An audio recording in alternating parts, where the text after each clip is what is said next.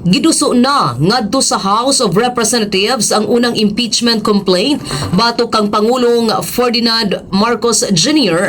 tungod sa aligasyon nga kalambigitan niya sa 2025 corruption scheme may kalambigitan sa mga unprogrammed appropriations. Si Attorney Andre De Jesus ang nagsubmite sa reklamo ning buntaga didto sa buhatan ni House Secretary General Cheloy Garafil kan sa gi-endorse ni Deputy Minority Leader o Pusong Pinoy Party List Representative Journey Nisay.